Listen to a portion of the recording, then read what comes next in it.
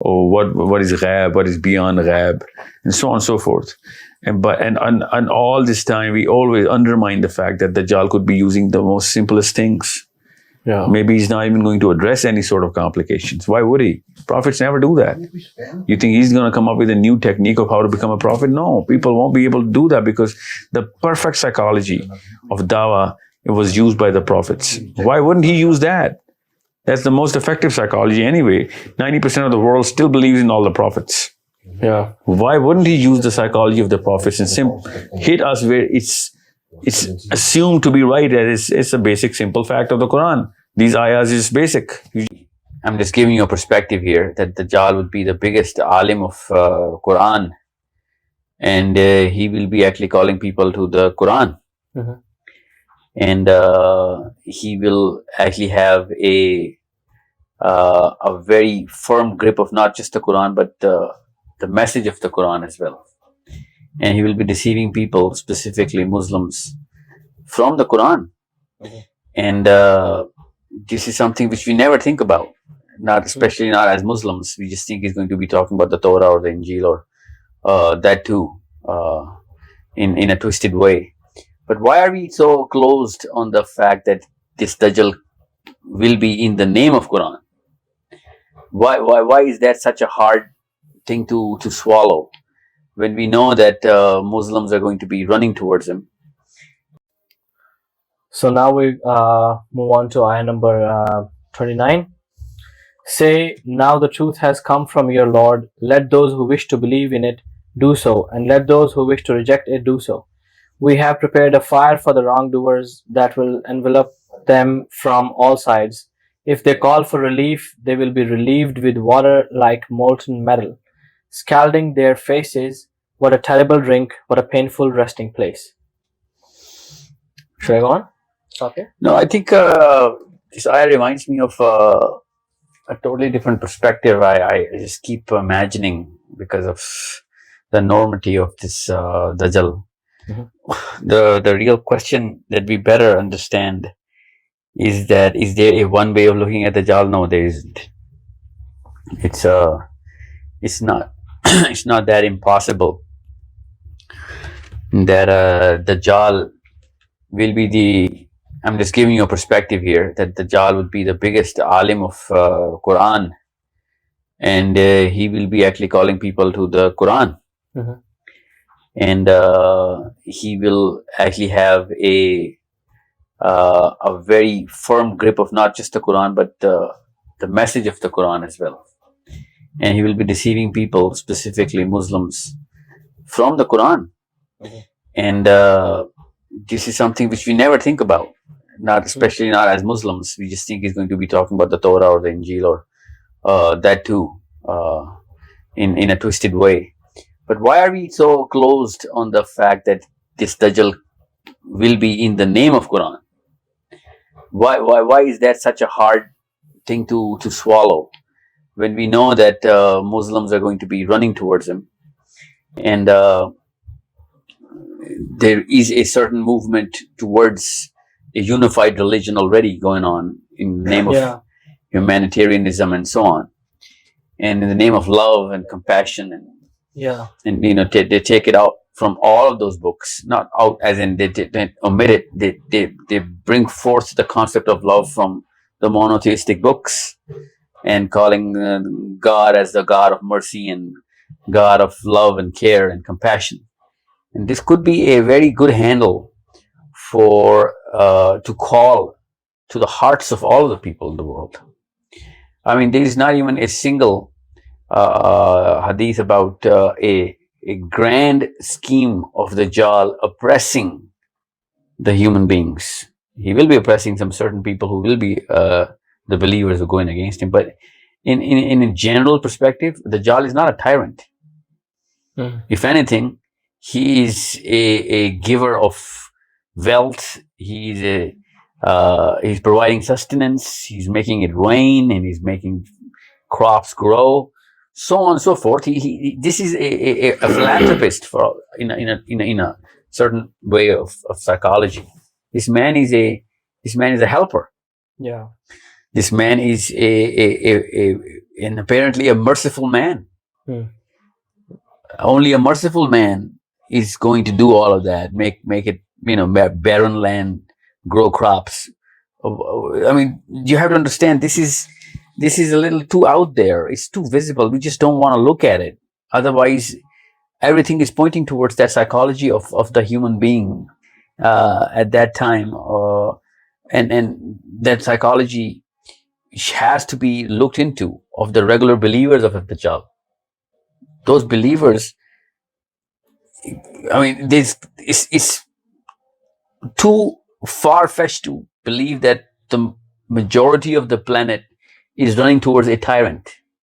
It has never happened. Yeah. Why would that all of a sudden change the psychology of the human beings? Yeah. And if it did, then this is not the message for him. The Quran is the message for the regular human being. So that means the psychology of the human being is never going to change, because the Quran is actually addressing that psychology. Yeah. So why are we actually assuming that Dajjal is going to go against the psychology of the human being? So if he has to be the greatest Dajjal ever, then it should be really factored into account that Dajjal is going to use the Quran. Literally.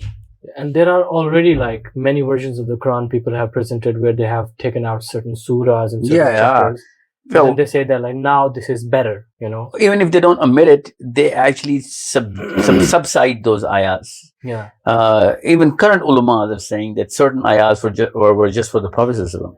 Yeah. Certain ayahs were for the certain time. Yeah. And so on. Without naming anybody, it's a general demand of the current human psychology, that the Quran does not fit the current norms of the way we want things. And this is a very big door that we're trying to open here. Instead of us tuning our psychology towards the Quran, we want the Quran to change its psychology towards us. And this is something which could very well be the handle of Dajjal to utilize this. I'm not saying it is, because if I can think about it, Dajjal is going to supersede that thought process as well. But that's our job as Muslims, to actually try and put as many options on the table, and that's our duty. I mean, I know I won't be able to pinpoint the exact mechanism of how Dajjal is going to be, otherwise it's not a Dajjal. However, us unveiling all of those algorithms that lead towards a certain thought process is going to delay the Dajjal's coming. Because if somebody is like me talking about this, that means some people will be listening and some people will be actually tuning the psychology again, and that's one person less from his army. Yeah. So again, not going into the philosophy of this, but this is something which is a little too obvious for any sensible man to think that why is Dajjal not addressing 3 billion people's book, and by that time maybe 5 billion. The Muslims. I'm talking about the Quran here, and this is why. And again, even the Bible, the whole book is filled with the documentation of Antichrist. So this is not at all. I mean, this should be on the table all the time. That Dajjal is reciting the ayahs of Quran and actually telling them, because whenever I read this ayah, I'm thinking, is this something which Dajjal is going to be saying, that this is that murky oil? Do you want to drink from this, even though I'm giving you the water from Kausar, or even better, the real water of Jannah? And this is what the Prophet himself said, that his hell will be carrying 2 rivers. One is the river of fire, and one is the river of water, sweet. Heaven of his hand will be the hell, and his hell will be heaven. So the very concept of him trying to persuade the Muslims to the Quran should be in a part of our arsenal, a psychological arsenal, that yes, I expect this, and I have to be really close to the actual people who are the scholars of the Quran, who actually are preparing for a certain system of dawah, so that this sort of event gets as delayed as possible, or whatever we can do. because one man just opening the Quran and just trying to get his meaning out of it requires any kind of a scholar to just do whatever he can with them. So understand where I'm coming from.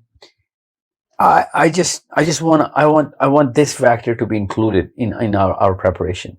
That if I read the ayah, and if the Dajjal is actually trying to convince me, and I'm holding the Quran, why would he not have the power to understand the Quran as much as he wants to, or maybe he understands it, but he's just making me deviate from it through the very ayahs. Yeah. Because if I ever talk to a Christian to try and understand how he wants or how he can be, brought to the right message, I need to understand his book. I can't just give a Quran to a Christian and say, hey, you know what? This is how you should look at the message. Yeah. I need to give him through his own book of why. His own book. Yeah. To convince him. Yeah. So why wouldn't the Dajjal be doing that? Yeah. Why will the Dajjal be so blatantly against the Quran and still have all the people, going towards his message?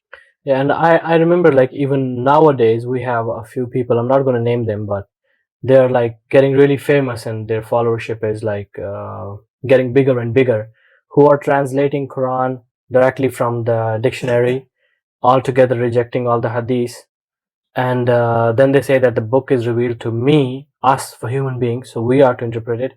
And if you listen to their interpretation, it's completely different than how the Muslim Ummah or our scholars understand. So he changes who the Bani Israel really are. He even changes the meaning of who the people are, those that are rewarded by Allah, and those that got the punishment from Allah. He changes the meanings. He even changes the meaning of the Kaaba or its placement on the earth and everything. And he's got a big, massive followership now. So if you listen to his Quran, so he's the same Quran, and he's like well versed. He has a very firm grip on complete Quran from his memory. And if you listen to his Quran, it's completely a different thing. So if another man more intelligent than him will come, of course, they can put whatever meaning they want to. Yeah, I mean, it has to be part of his trick. It has to be. And otherwise it's not possible. See, when the Prophet said that in his dream that he's mirroring Isa Islam, and of course Isa Islam is going to be narrating the Quran to us. Yeah. So why wouldn't the Dajjal be narrating the Quran to us? If the Prophet says your Lord is not one-eyed, that means he's actually going to claim to be the Lord. Yeah. And no Muslim can actually believe a Lord without the Quran. Probably he's going to be the first one to say that your Lord is not the one-eyed. Maybe he's going to start with that. Whatever we know is something which he's going to utilize, not something which we already counter. Yeah. Whatever we actually agree upon is something which he's going to start. This is his first step. Okay. So indeed, those who have believed and done righteous deeds, indeed, we will not allow to be lost the reward of any who did well in deeds. Yeah. So this is his claim against Allah's claim here. Literally the same claim. See, because this is the same argument. Anyone who's going to be claiming God is going to say. Wow. Yeah. You know what I'm saying? Because I remember this minister of Balochistan, that lady. Mm-hmm. And we better narrate this. And she said that my father and my grandfather and my uncle, my father's brothers, all were alim of Quran and the top ulama at that time. But at that time there was a plague in Balochistan. And I mean, she's still alive right now, this minister. I think Zubaida or someone, I don't remember her name. And she said that, and they were told to be quarantined. And then the Qadianis came in and they said, if you convert to Qadianism, there's not going to be a plague that's going to hurt you, because that's something which we can actually prove to you. And she said all four of them converted to Qadianism, and all four of them died from that plague, in that very plague. Wow. See, now when I heard this, I'm like, okay, hold on. Where is this promise coming from? And how come people believe in the promise? Because people want to believe in some promise. Some promise, some hope, yeah. So if there is hopelessness, anybody who's going to be giving him hope, and this is the ayah, which is ayah number 30. Yeah. It's saying, indeed, those who have believed and done righteous deeds, indeed, we will not allow to be that those deeds to be lost. Yeah. So this is something which is hope. Yeah. This is exactly what the previous ayah is saying as well. So first, the hadith says the land will go barren. There will be no rains. Famine and will prevail on the planet. People will be helpless. This corona has actually shaken up most of the world. Yeah. Imagine if there's no, agriculture. Yeah. All of a sudden, people will be dying, and this guy is going to be coming and giving them life, like Isa alayhi salam. Yeah. And then, why wouldn't people be actually jumping towards his religion? Yeah. Those will have gardens of perpetual residence. Wait, I'm going to read it from Abdul Halim. They will have gardens of lasting bliss graced with flowing streams. There they will be adorned with bracelets of gold. There they will wear green garments of fine silk and brocade. There they will be comfortably seated on soft chairs. What a blessed reward. What a pleasant resting place. Yeah. Tell them the parable of two men. For one of them we made 2 gardens of grapevines, surrounded them with the date palms, and put cornfields in between. Yeah, these 2 ayahs about the river flowing, gushing between within these gardens. Yeah. I just get a little astonished by the kind of details Allah subhanahu wa ta'ala is giving us about what was surrounding the gardens and what was between the gardens. It is not there is no coincidence in the Quran. There's not even an alphabet which is over and above a certain meaning. SubhanAllah. Now here we're talking about the Dajjal. Yeah. And then we're reading the description of the Jannah. And then we have exactly same ahadith about the Dajjal's Jannah and Jahannam. Yeah. And here Allah subhanahu wa ta'ala is talking about the actual architecture of the gardens of grapevines. Yeah. And surrounded by palm trees, and then separated by fields of crop, and then a river gushing through boats. I don't know. I just get baffled when I get to these sort of details that Allah subhanahu wa ta'ala is saying. Because see, in the commentary of Surah Kahf, no one has actually given us any detail as to why did Allah give this kind of detail. Yeah. I mean, he could have just said he gave garden to 2 people. Gardens, and it was green, and there was abundance of fruit and everything. Why is the whole architecture given here? It is something which raises a lot of curiosity in me of why is this sort of specificity, this detail. I mean I can see the map. Yeah. You read this and you can see the gardens. Yeah, like each of the 2 gardens produced its fruit and did not fall short thereof in anything, and we caused to gush forth within them a river. Yeah, so let's just go further. And so he had abundant fruit. One day, while talking to his friend, he said, I have more wealth and a larger following than you. And he entered his garden while he was unjust to himself.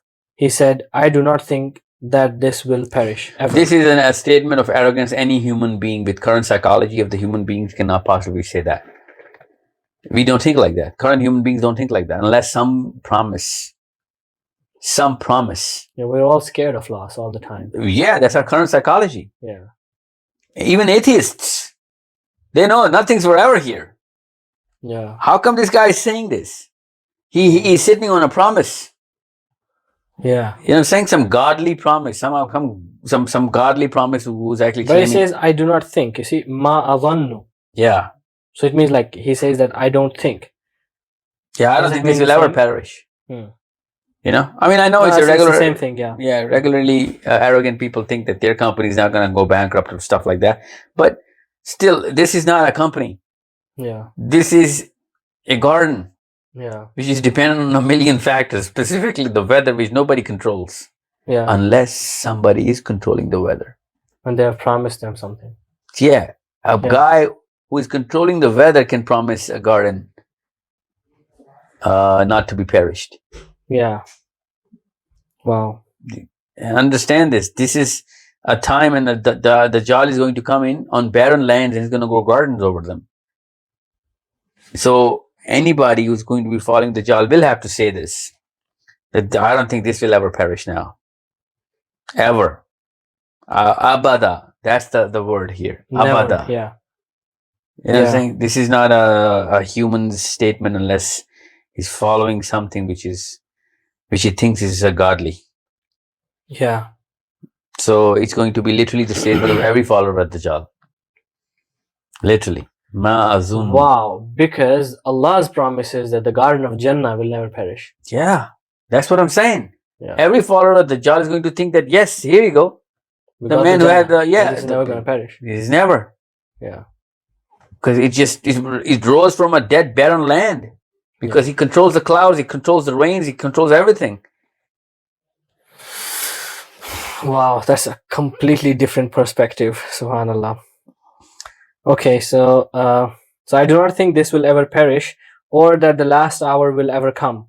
Even if I were to be taken back to my Lord, I would certainly find something even better there. Yeah. Because I just got a symbol of the heaven here. Yeah. So I just jumped on his, right hand of Jannah. Yeah. And I'm going to go find even a better return. Any follower of the Dajjal is going to have these two statements back to back. Wow. Okay. His companion retorted, "Have you no faith in him who created you from dust, from a small drop of fluid, then shaped you into a man? But as for me, he is Allah, my Lord, and I do not associate with my Lord anyone." This opens a little door as if the Dajjal is not going to be able to, fully convince people of No, there's going to be, could be, but it seems as if the Dajjal is not going to be able to make barren women bear children. He's going to be able to do a lot of things. It seems as if he's not going to be able to do a certain thing, which is, specifically to Allah subhanahu wa ta'ala.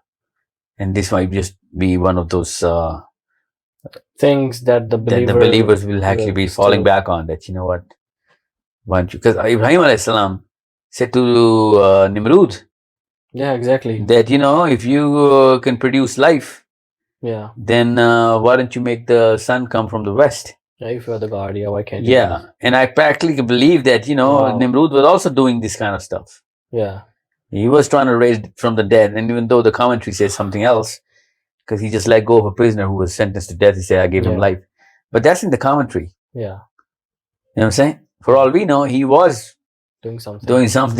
So he gave him, tested him through something that he knew Ibrahim alayhi salam that he can't do. Yeah, and this is another argument as to what believers can say to Dajjal, that you can do this, you can make it rain. Okay, why don't you make the sun come from the west? Yeah. And by the way, that hadith actually does signify he won't be able to do that, because he's going to be stopping time, right? He's not going to be reversing time. If he makes the sun go in reverse, he will be reversing time. Yeah. So that's another argument a Muslim can give to Dajjal, that, why don't you make the sun rise from the west? No, it does not necessarily reverse the time. It will only reverse the cycle of the day. Sun is rising from the west end. Yeah, but we have a certain lock on his time. His first day is going to be for a year, right? Yeah, but what I'm saying is, through the Quran, we can see of whoever has claimed to be God, or whatever God's arguments were, or maybe he can reverse it, maybe he can, and he's going to use that as an argument. See, Ibrahim said that Nimrod cannot do that. Look at me doing this, that's why I'm your Lord. You know what I'm saying? So I'm just saying, the Quran itself has so many ways the Quran is speaking to us as to how we should be able to deal with this sort of situations. Okay, if only when you entered your garden you had said, "This is God's will. There is no power not given by God. Although you see I have less wealth and offspring than you." Which ayah are you reading? Ayah number 39. Yeah. "And my Lord may well give me something better than your garden and send thunderbolts on your garden from the sky, so that it becomes a heap of barren dust." Yeah. or its water may Since it's an argument of a believer, so we're not going in detail. Yeah. Just a reminder for our friends watching this series, alhamdulillah, is that this is not the tafsir of the Quran. The tafsir of the Quran you could find, there are lots of tafsirs written. This is a psychological perspective of us, the Muslims in the time of Dajjal, through the Quran, inshallah.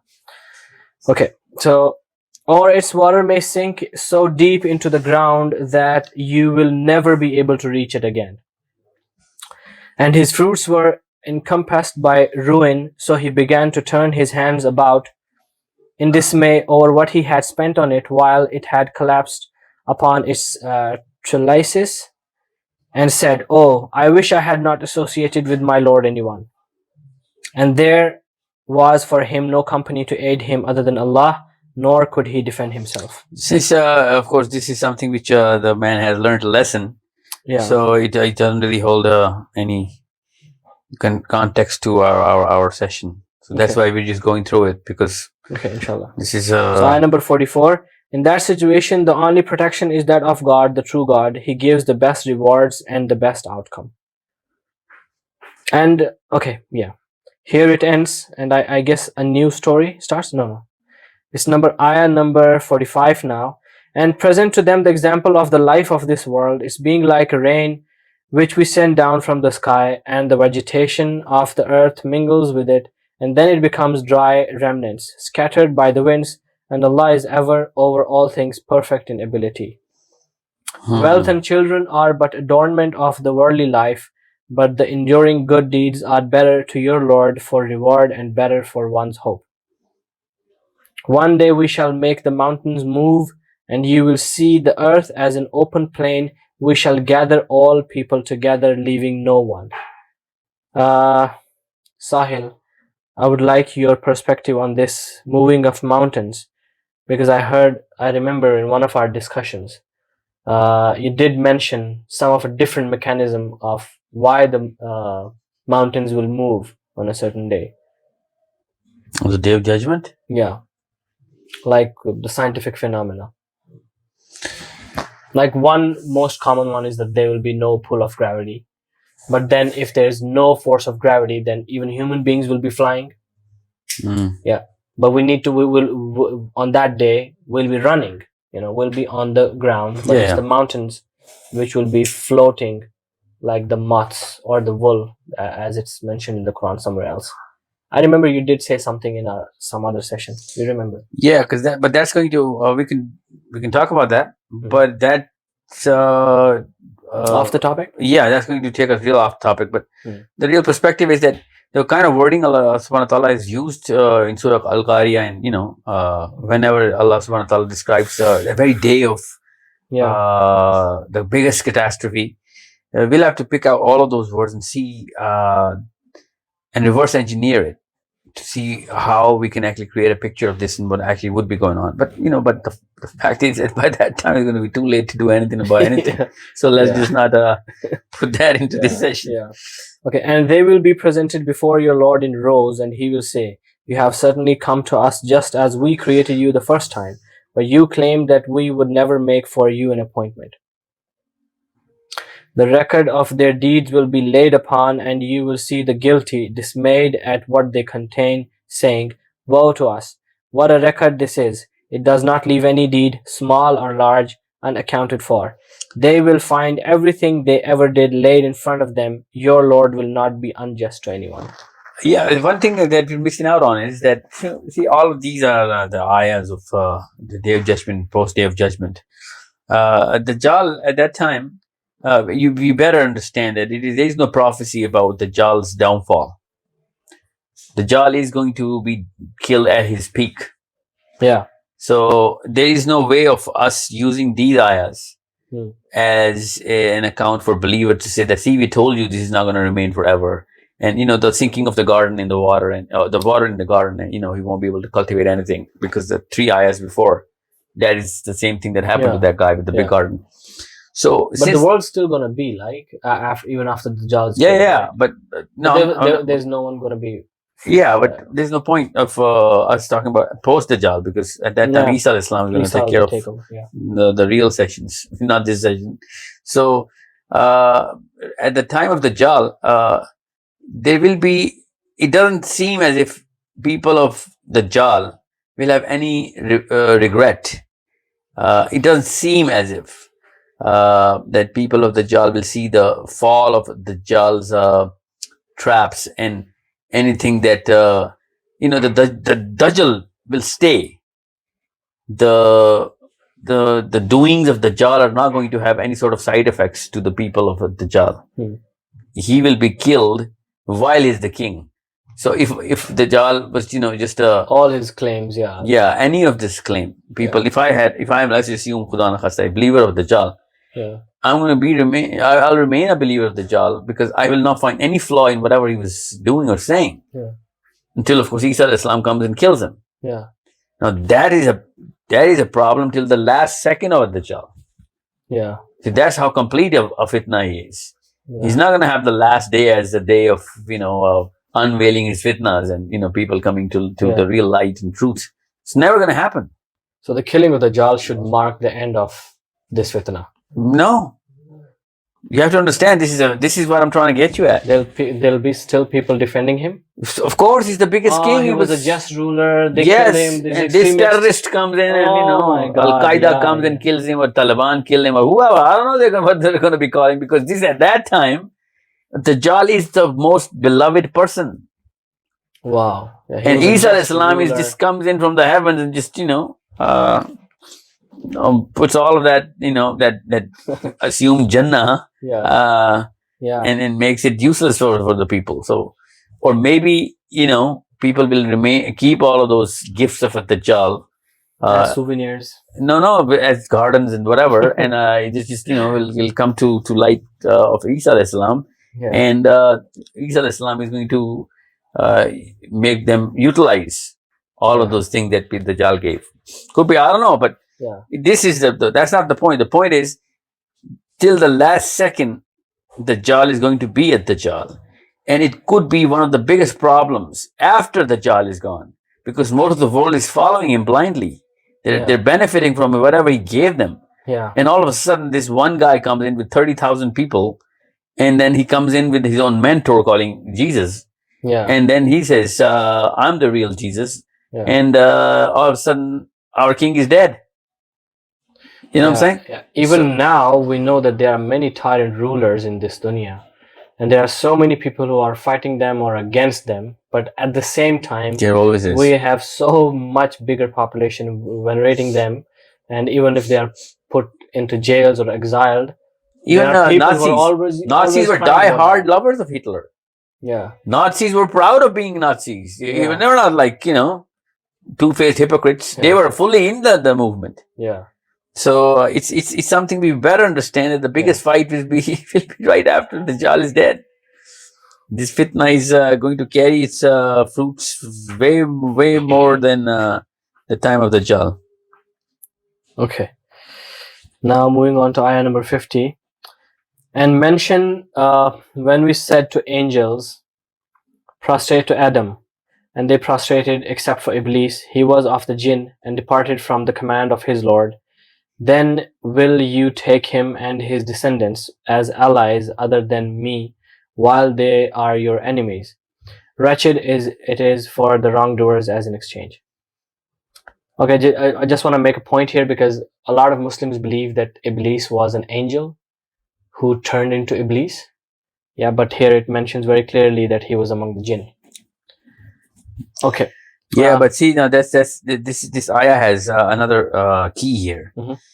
This ayah all of a sudden appears as a story of Adam alayhi salam. Adam alayhi salam and Iblis. This story is coming without any context of the whole. So. We should look into the fact that what kind of happenings were going on in detail at the time of the creation of Adam alayhi salam, and why would Iblis become do whatever he did, And what does that got to do with, all of this, all of what we're talking about? So it's quite a because this ayah didn't come here by coincidence. Yeah, of course not. So and it says wise kulna, that means when we said to the angels, all of a sudden, wise mean when we said to the angels, so it's like all of a sudden a new story with such a power is starting. So we should look into it. I'm going to connect it with the next ayah, and then I'm going to tell you what the details is. So go on. Okay. I did not make them witness to the creation of the heavens and the earth, or to the creation of themselves, and I would not have taken the misguiders as assistants. So this could be one of those angles where the whole world will be believing against whatever the creation of Adam alayhi salam was. More like evolution and everything.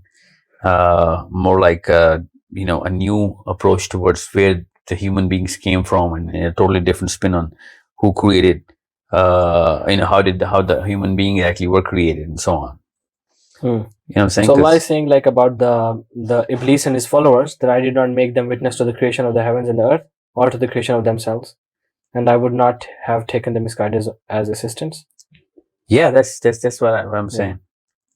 Yeah. And warn of the day when he will say, call my partners, whom you claimed, and they will invoke them, but they will not respond to them, and we will put between them a valley of destruction. Before we go to this, let me just give you a little detail of what I'm talking about in the last two ayahs. See, if somebody claims that, this is how the process started, don't worry, I was there. You know what I'm saying? I did that. Or I'm the viceroy of Allah, or I'm the first creation of Allah, so on and so forth. Whoever gives whatever account. This ayah actually nullifies any and everything. You know what I'm saying? Because Allah subhanahu wa ta'ala did not put any witness in the creation of the heavens. There was no one.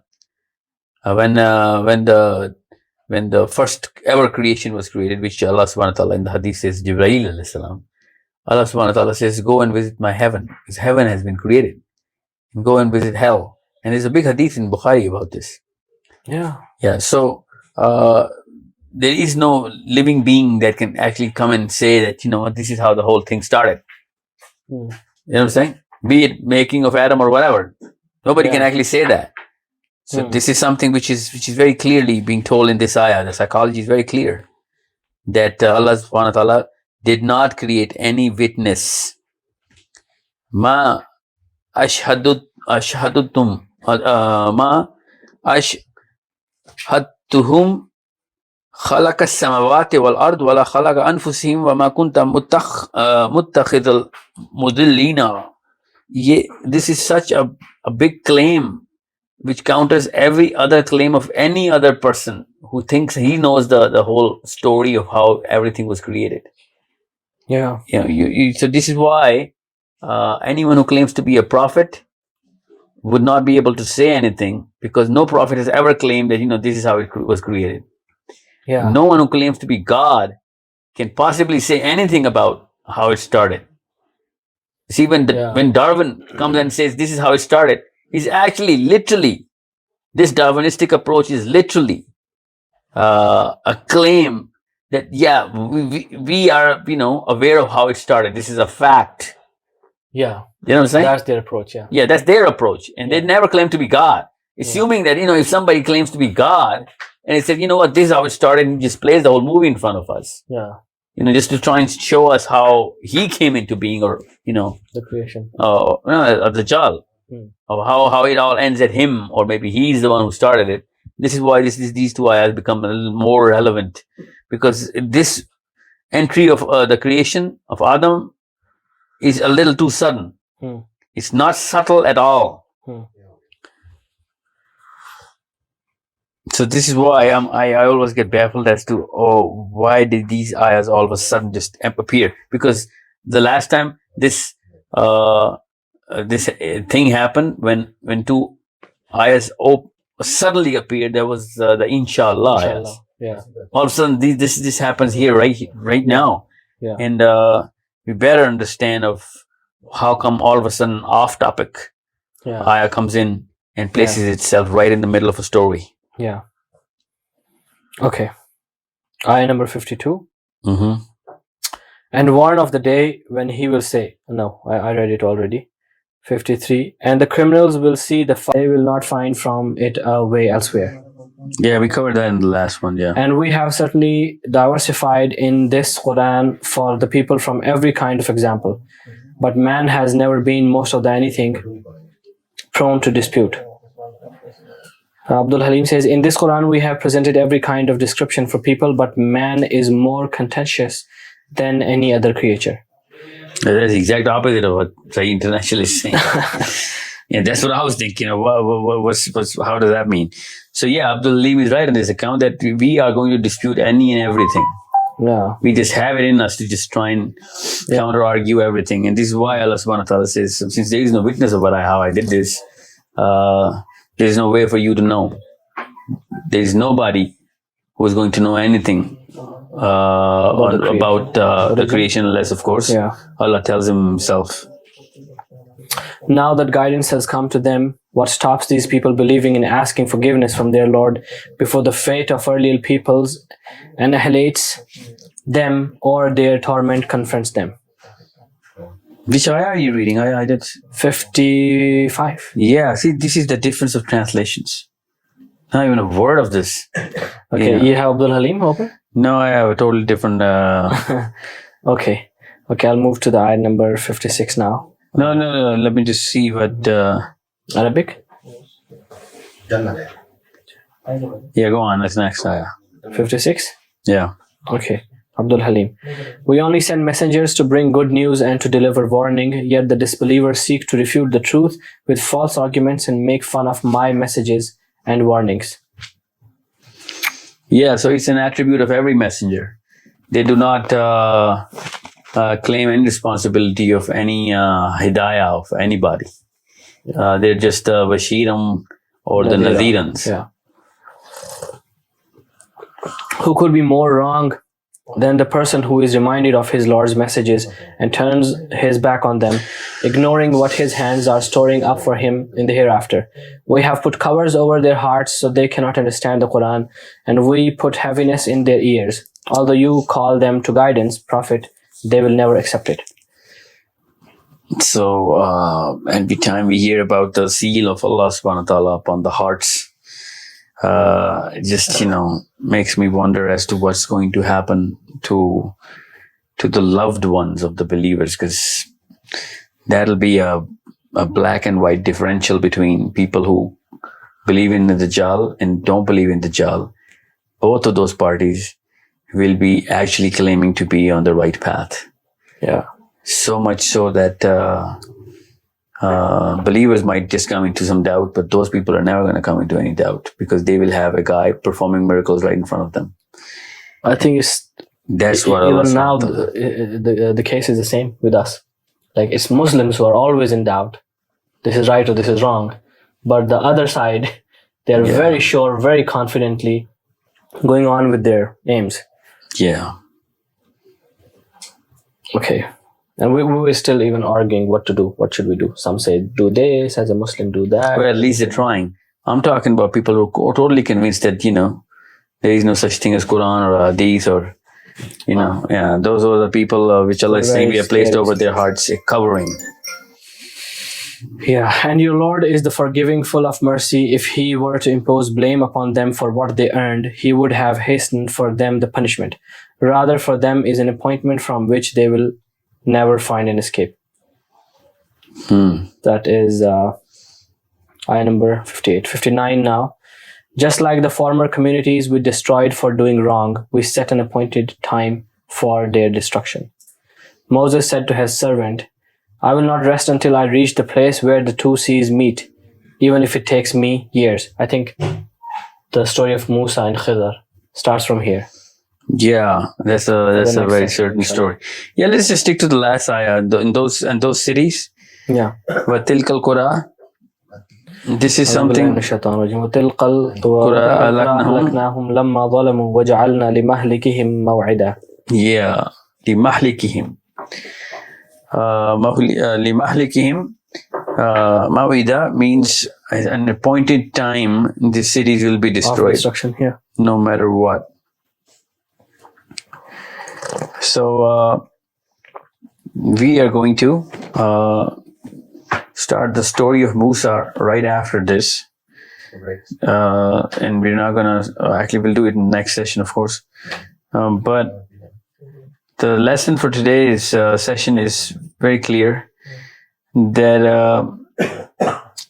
there are certain ways of us looking at the Dajjal, and the primary way is so black and white that I'm afraid that Dajjal is going to gray the hell out of everything, and we think we're going to be actually thinking he's going to use blacks and whites, and that, do not read the Quran. Quran is not the book of God. I come up with a new book, or I've restructured the whole message from all three books. That's not how it's going to work. He will be using all of those books separately for all of those followers of those very books. And this is why we need to really understand of how we should know what is the seal of those hearts, and also what kind of avenues the deception is going to come from in terms of our understanding of the philosophy. The story of Adam keeps haunting me, this ayah, when I think about at that time of what kind of knowledge, what kind of arrogance would people have about, their belief as to how this whole source of creation and the end of the creation and, the hell and heaven concept will be polluted altogether. All of this is all hell and heaven, and from the gardens to the, to the next ayahs of how people will be actually believing that they are not only inside heaven, but will be going to heaven even if this perishes at some level as well. Because even if it doesn't perish, they will know that they will perish. So they will be going towards heaven. So this is something which is the lesson in these two, in these 10, maybe we did more than 10 actually. More than 10, yeah. So we didn't go in detail because it was just a basic psychological way of us to create a awareness of what kind of psychological. There's actually nothing more basic than these. Yeah. I mean, I just want you to all understand that there are so many things that are complicated and little confusing in terms of understanding and constructing our psychology in terms of how it started, or what is ghaib, what is beyond ghaib, and so on and so forth. And all this time we always undermine the fact that Dajjal could be using the most simplest things. Yeah. Maybe he's not even going to address any sort of complications. Why would he? Prophets never do that. You think he's going to come up with a new technique of how to become a prophet? No, people won't be able to do that because the perfect psychology of dawah, it was used by the prophets. Why wouldn't he use that? That's the most effective psychology anyway. 90% of the world still believes in all the prophets. Yeah. Why wouldn't he use the psychology of the prophets and hit us where it's assumed to be right? That it's a basic, simple fact of the Quran. These ayahs is basic. You just said it. Understand how the Dajjal might just be pulling off that basic card and addressing the simplicity of things rather than putting evolution into the spin, or science and astrophysical concepts to just try and train and impress and inspire people. No, it could be the basic ayahs of Iman, and he'll just be narrating all of those people just to soften the hearts and making sure most of the people are following him. Most people do not even know what complications are. Most people are simple people. Yeah. And when the ayah says most ulama and women will be following at Dajjal, this just goes to show that, he'll be using more of a dawah to the heart rather than the brains. Yeah. You know what I'm saying? And simplicity opens the doors to the hearts. Yeah. So we should always think that Dajjal is going to have such an easy access to people. Yeah. And, people don't even know what Surah Kahf is. They just know that, there's one kalama and then there's just one prophet. Most of the people don't even bother. Those are the people who are not going to be convinced as to, oh my God, show us the miracles. The regular people don't ask for miracles. Regular people ask for appeal. Yeah. That's it. And that appeal, if it's there, they're going to believe you. So this is something, which haunts me the most, because we still have so many spiritual healers in Muslims and in Christians. Yes, still everywhere. That's the easiest way to thousands and millions of and millions of followers. Yeah. Because those guys don't do any miracles. Yeah. They're not even qualified to even recite their own books properly, Yeah. But still they have millions of followers. So Dajjal could be a regular Joe. Yeah. You know what I'm saying? A dervish. Yeah. And people, and we're looking for Stephen Hawking and Dawkins and, Darwin and everything, and just see, Dajjal is going to look at, he's going to come for the elite. No, maybe he's not going to take care about the elite. Maybe his movement is going to be just like the movement of any prophet, and he's going to gather up the poor and, so on and so forth. Yeah. I mean, this is the best way of deception, coming through the actual core of the righteousness. Yeah. So, as the Prophet said, in the time of fitan, even if you look into the fitan, you'll be catching that. The intensity of the fitan is going to be so much. Wow. Just researching about it is going to take you away and throw you right in the middle of the fitan. So, I just don't want anyone to think that Dajjal is going to be a physicist or a rocket scientist. He could be a totally illiterate man with a following of billions. And he will be like, Sahil, you're talking too complicated, man. Just sit down. Let's just believe in some simple things. Yeah, it's love. Care, and could be anything. And he'll be opening the Quran and, telling me basics. And that video will be viral in billions, and people will be cursing me that, what? Why are you cursing a simpleton, a regular man with absolutely no harm, no negativity attached to this guy? Sahil, you're too aggressive, man. Yeah. You're too complicated. You're talking about too much mathematics and science. And, maybe people who are talking about these complicated stuff to just try and decode them, maybe they'll be termed as Dajjal in the time of Dajjal. Yeah. What better way of, utilizing everything about the Hadith and the Quran. And, he's the first guy who'll be spotting Dajjals, Maybe he could be the first guy, like, I just discovered Dajjal. Look at this guy, how he's trying to twist the meaning of the Quran. And people will be like, yeah. So it's 99 times he does that. And people believe everything he has to say about the Quran or the Bible. And all of a sudden, he's going to twist the last thing. And people are never going to know. Yeah. And we'll be just, here discussing things and all of that. And, just like we call I see a lot of videos about a lot of people that this alim is Illuminati and this guy is Freemason. So, all of the believers will be tagged like that. And this guy will be simplifying. This guy is in the payroll of Saudi. Yeah, so on, Could be. So, and by the time we realize, it'll be too late. Yeah. This is how regular people think.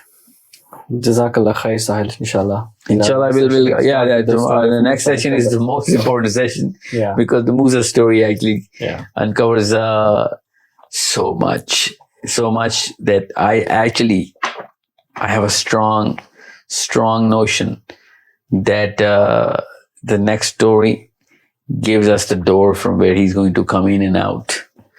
This is how important this next set of ayahs is, because Allah subhanahu wa ta'ala in this next session, in the next verses, literally describe the doorway towards two dimensions.